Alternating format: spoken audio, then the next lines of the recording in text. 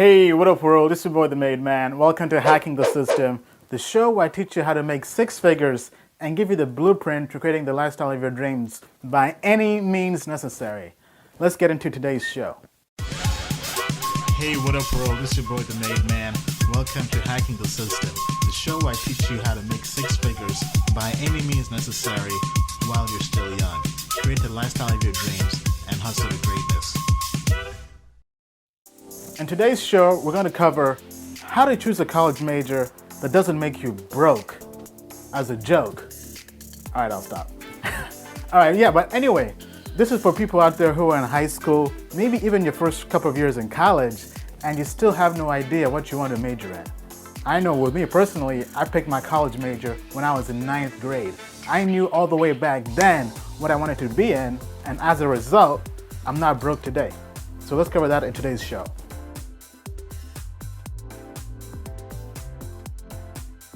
All right, why should you pick a college major early? The first thing I have to tell you guys is 10,000 hours.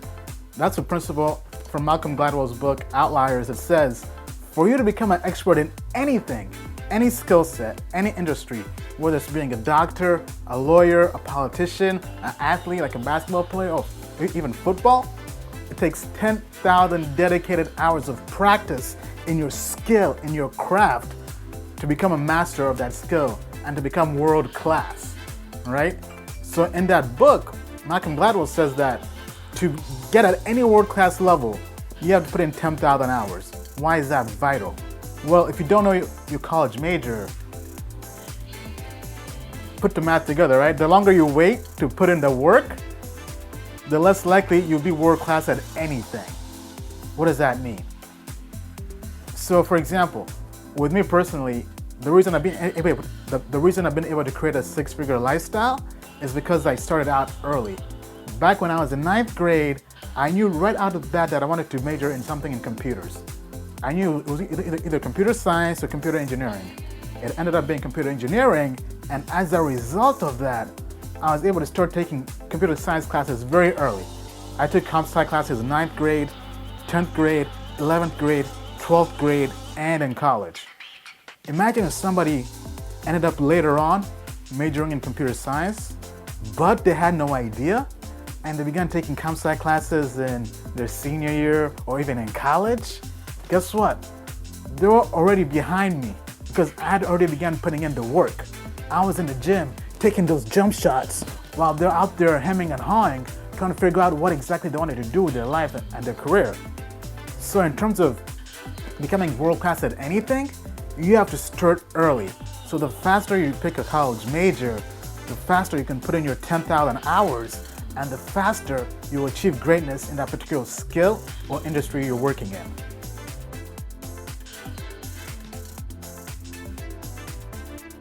All right, so the next thing is, how do you choose your college major? Here are some questions you should ask yourself and do some internal reflecting to decide what the perfect major is for you. Right, so the first thing is, what do you want to be when you grow up? Right, so think about this.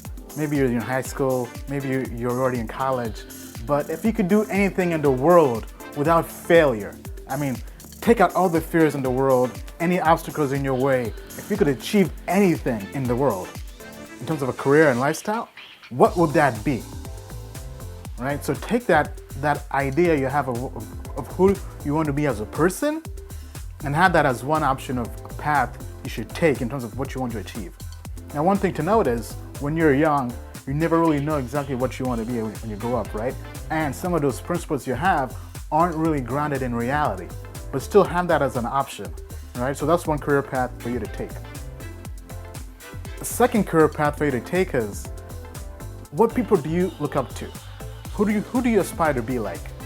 In my particular case, all the way when I was in middle school and high school, I really looked up to founders of enterprise tech companies. I looked up to people like Bill Gates of Microsoft, Jeff Bezos of Amazon, Michael Dell of Dell. I'd read all these magazines about them, from things like PC Magazine and Wired Magazine, all these different stories about how at a very young age, they're very into technology, into computers. They had this hacker mentality, hacking and tinkering with computers and technology. And I read the stories about how they're able to turn that passion, that hobby, into a business, and then into a world-class business, and become billionaires. So at a very young age, I looked up to those people as entrepreneurs. So I was able to take those people I looked up to and said, okay, how can I, Ian, become like them? So I studied them. I got books on them, magazines, everything, their autobiographies. And I devoured all the information I could about them and said, okay, how did this person get from point A to point B? And these people basically laid out the blueprint, right? So the reason I chose computer engineering as a major in 9th grade was because I knew Jeff Bezos and Michael Dell and all these guys and Bill Gates, they had computer technical backgrounds. So I knew I myself, if I wanted to enter the tech space and start my own business in technology, I had to have that kind of background as well. So I knew majoring in those kind of fields would put me in the best path and the best probability of achieving that success, the same success they achieved, right? I mean, by far I'm nowhere close to being a billionaire, right? But I'm a lot closer, right? And I have a major, I chose a major that put me a lot closer without being broke. The next question you have to ask yourself is, how hard is it? I mean, like, be honest with yourself. If it's a really hard field, a really hard major, right? For example, being a billionaire, or let's say you want to be a doctor or a lawyer or a politician, right? How hard have the people you've looked up to, how hard do they have to work to get there? And once you realize how hard they have to get there, ask yourself this: are you willing to work just as hard as they did? I mean, don't BS yourself, right? Are you willing to work as hard as they did? So for example, lots of people want to have dreams of being doctors. But the thing is, becoming a doctor is very, very hard. There's lots of schooling involved in being a doctor, right? You have, besides your bachelor's, you have to go to medical school, then you have to get your residency, right? Then get all these different tests and get exams. So you basically have to go to school for 10 years, almost a decade, just to become a doctor. So ask yourself, are you really, really capable and willing to soldier through 10 years of schooling to become a doctor? Right? I mean, because most people who have dreams of becoming doctors end up dropping out because they can't soldier through those 10 years of schooling, right? Whatever it is, right? Whether 10 or 12 years, whatever it is, right? So ask yourself this: are you willing to work that hard? If not, then maybe that's not the major for you. Maybe pick a different major, right? Or maybe you want to be an engineer or a rocket scientist or a scientist, right? Are you willing to work as hard in math and science as the people you look up to achieve the same dreams they did or the same goals and success they achieved? Right? So be very brutal and honest with yourself. I mean, because I'll be honest with you guys. I mean, in terms of school, math and science were not my favorite subject, right? And frankly, they were my worst subjects. But I still chose that major because, first of all, I committed to it. I committed to becoming successful in technology and computers, right?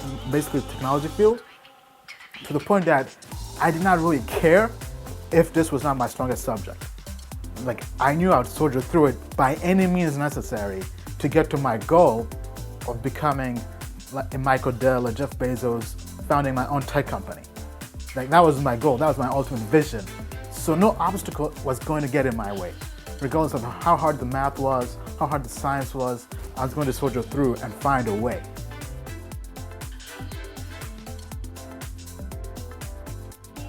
All right, so next thing to think about is, how do you future-proof your major?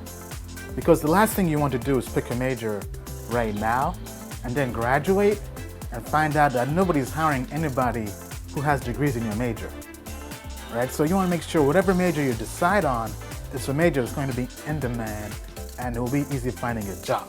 So how do you do that? The best advice is hack the system, right? This is how you hack the system. Go online, do your homework, and Google and find lists of top 10 most in-demand jobs for this current year, right? For 2017. Then also look for most in-demand jobs 5 years from now, 10 years from now. And then also look up jobs that are going out of style, jobs that are stale. Because the last thing you want to do is go into a field or in a major that puts you in a job that's trending downwards. You want to go in a job that's trending upwards, a shooting star. So pretty much with me, when I was in 9th grade, it was this simple. This is how I picked my major, right? So we were in some class with our guidance counselor, and she gave us a piece of paper showing the most in-demand jobs for college graduates, right? Based on majors. So in that job, I think it was like 10 or 15 jobs. The top 3 jobs were computer science or computer engineering related jobs. So I checked the list, and back then in school, my favorite subject was social studies. That was my favorite subject. Like I was a beast in social studies, taking AP classes, honors classes, and I was like the best in the class, getting the highest grades because I just love different cultures, different people, lifestyles, because being an immigrant is kind of my background. So I truly understood that. But social studies was nowhere on the list. And I told myself, you know what? I can't do social studies, man. Like I'll be broke forever, right? But I noticed that in the top 3, computer engineering and computer science were in the top 3 of most highly paid majors. And back then, the number on it was, if you graduated, this was in pre-2006, because I graduated high school in 2006. So prior to that, back then, the average salary for a computer engineering graduate was $92,000. So that was the benchmark. I'm like, okay, I can definitely live off of that. All right, so I looked at all the other majors in the top 10, top 15, and there weren't really majors that I liked, but I knew I loved computers. I wanted to work in tech. I looked at people like Jeff Bezos, Bill Gates. So I was like, hey, you know what? This is a match made in heaven. This is the best major on this list for me, where I can, with a high probability, know and expect to make a good level of income after graduating college. Right, so that's exactly what I did. This was back in 9th grade. Right, so I took my passion for computers and technology and combined it with this list of top 10 jobs and found the best match on that list, and that became my major, right? And whatever hobbies or passions I had that were not on that list, I took those off. Those were not possible options in terms of things for me to major in, right? So I would say the same exact thing for you guys out there. If you're undecided on a major, right, get a list of your best hobbies and get a list of the most highly paid and most in-demand jobs for right now and the future, right? Because a job that's in demand right now may not be in demand after you graduate. So make sure it's something that's trending upwards, right? In terms of people, more jobs and more opportunities are available each year, and match them up and marry them and find the best hobby and passion you have that's on the top 10 list. That's how you should pick your college major.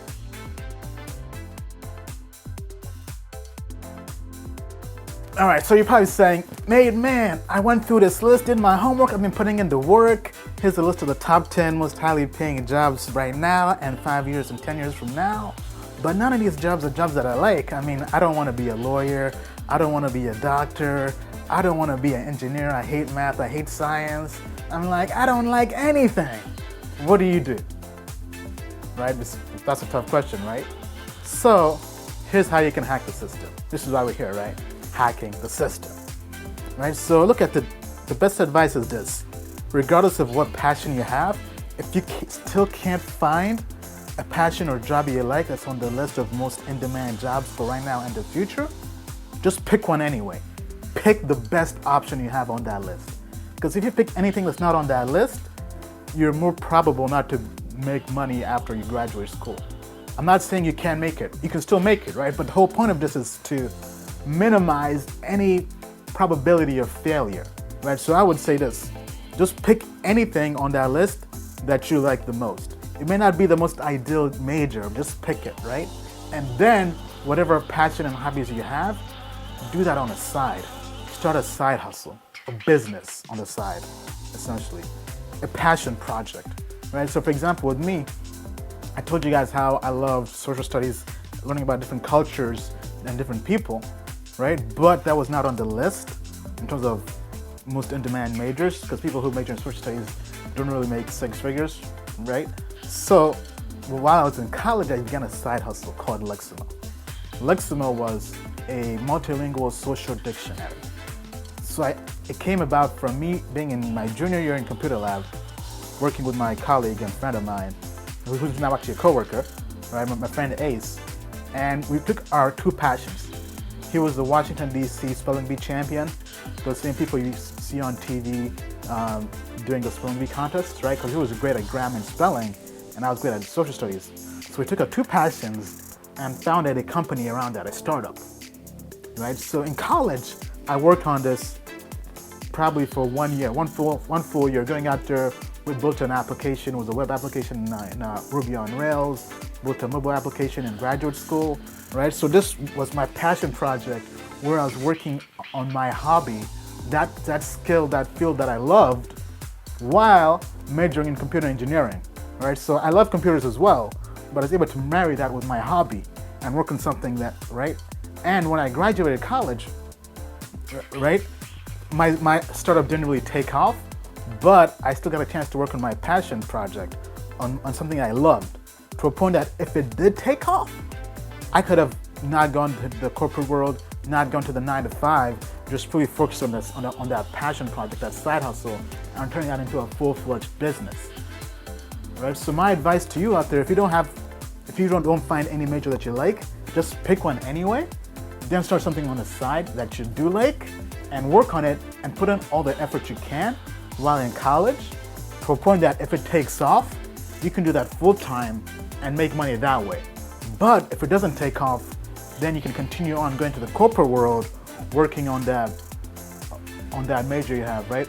Based on whatever degree you have, working on in that field, in that space, bringing home a steady paycheck, right? A nice paycheck where you're banking, but you still keep on doing your side hustle, right? You don't stop. You still keep doing your side hustle until you eventually reach a point where you're making more money in the side hustle, and you can then leave your corporate job that you don't really like that much and focus on your true passion, your true thing that you like, right? Does that make sense to you guys? So let me try to give you a different example. So for example, let's say that your passion is nonprofits, right?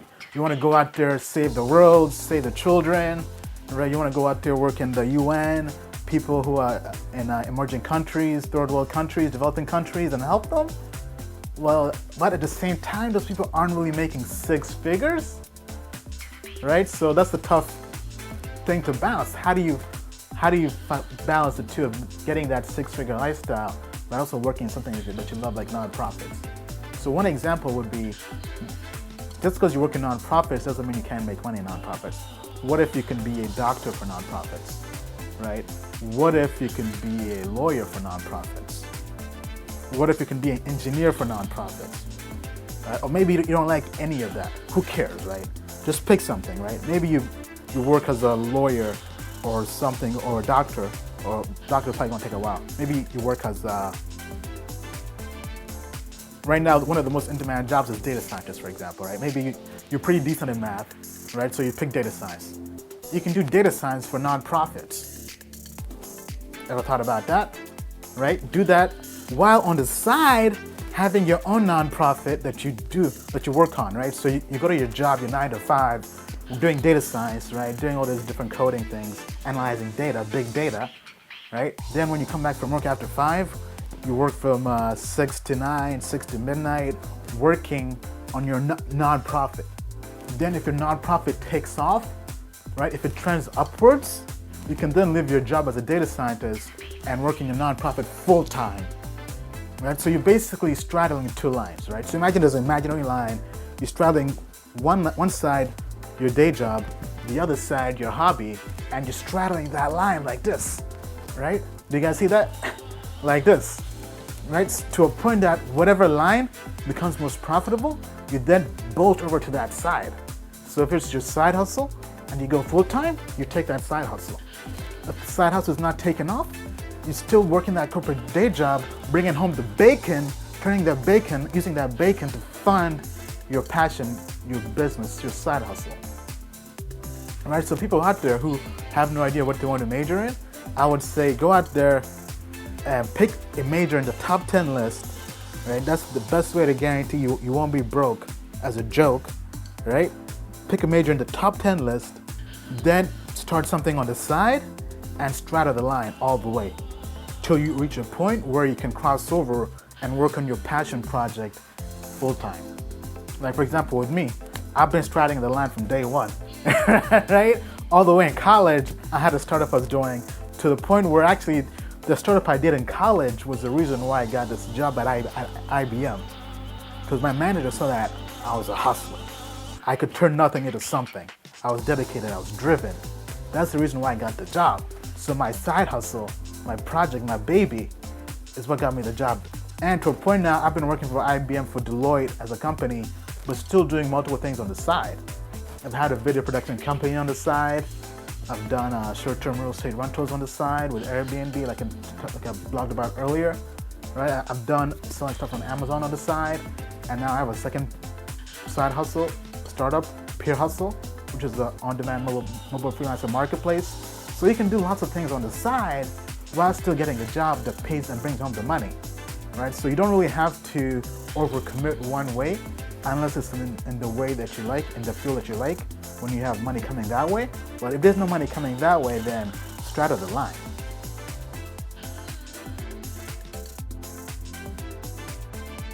And we come to our last point of the day. In the end, here's the gotcha. Your major, listen closely. Listen closely. Guess what? Your major, your college major, at the end of the day, does not matter. Nobody cares about it. Employers, once you graduate, they do not care about your major. It means absolutely nothing. Useless. I have two degrees, a bachelor's in computer engineering and a graduate master's of science in computer engineering. You know how much I've used any of that after I graduated?